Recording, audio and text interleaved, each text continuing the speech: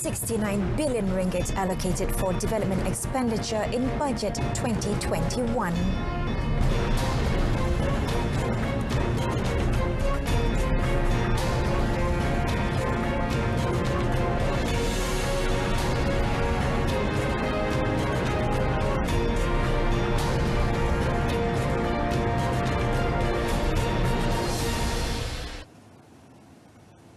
Welcome to Updates at Noon with me, Renee Fong.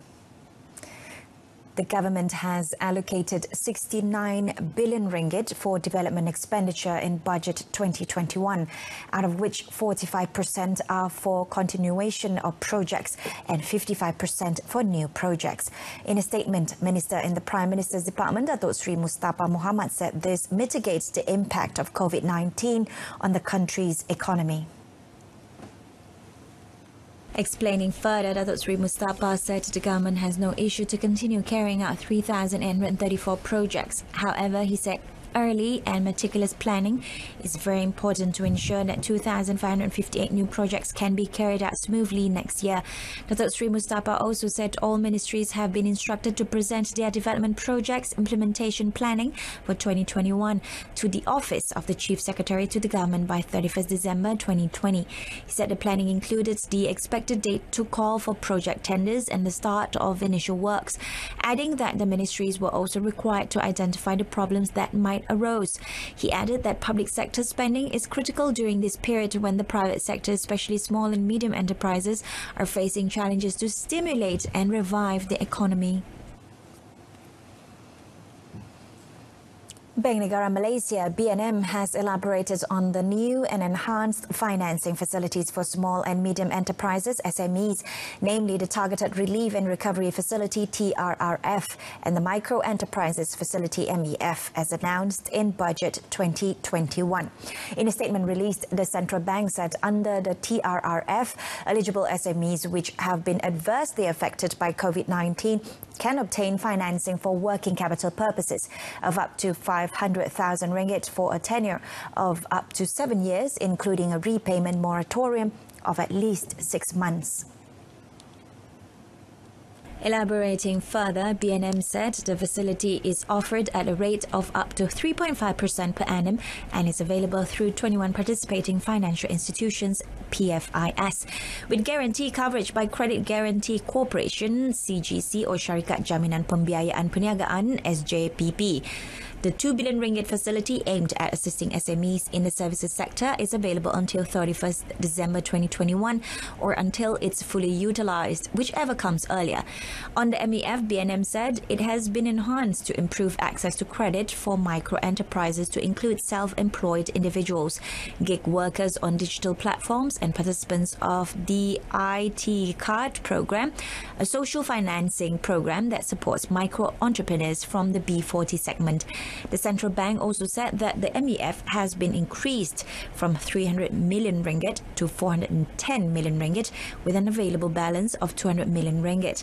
Eligible micro enterprises can obtain financing of up to 50,000 ringgit for working capital and capital expenditure purposes. BNM also said the financing rate will be determined by the PFIs, adding that PFIs can also seek guarantee coverage from CGC or SJPP for this facility.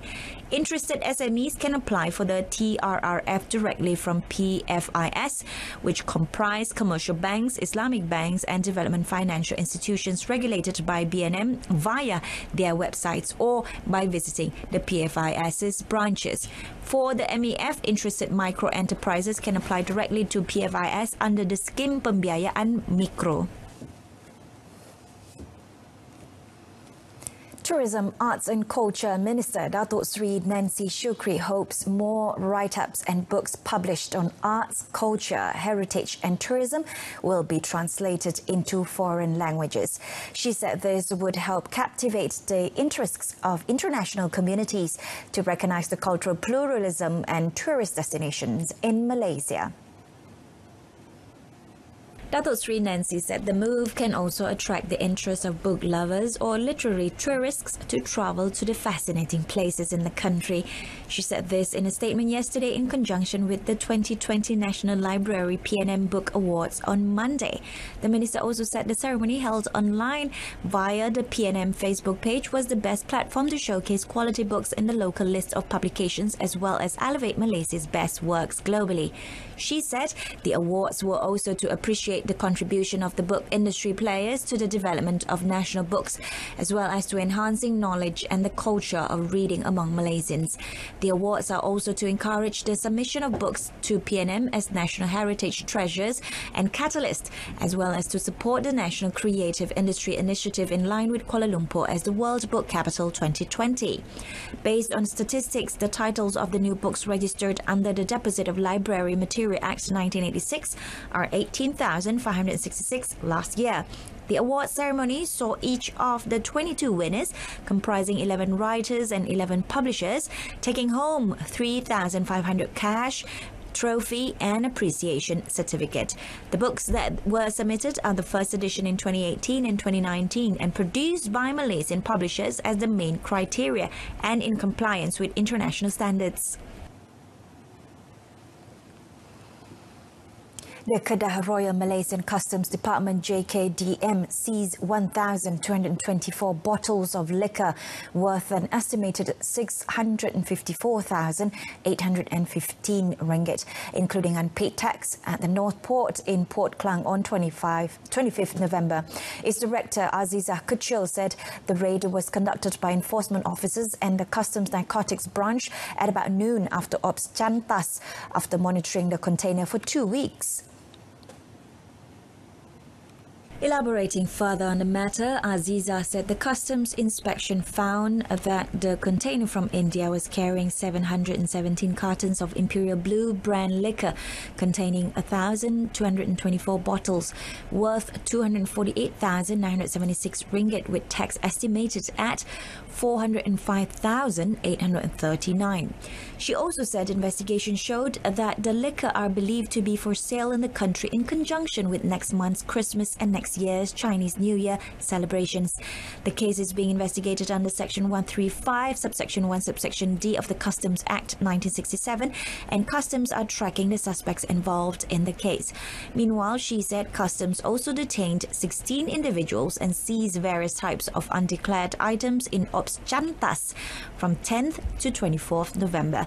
She said 12 of the cases involved liquor shiza worth 42,347 including tax.